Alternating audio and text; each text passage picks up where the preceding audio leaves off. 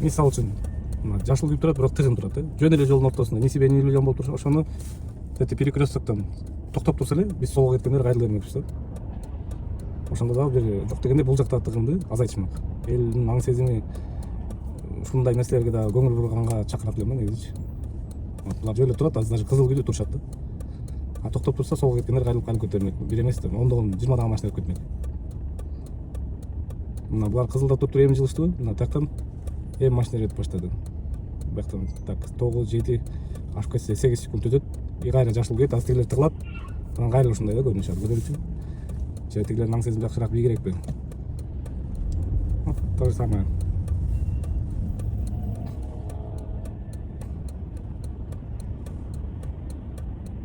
Жок да, бирөөндө дагы атайын токтоп тет жерден. Тет Kia Morning кеп баратат го, ошол жерден токтоп турса өтүп кетет эмес. Жок, жанталаш эле мурдун тырып тураш керек элечи. Анан биз монтуп кайрылышыбыз керек.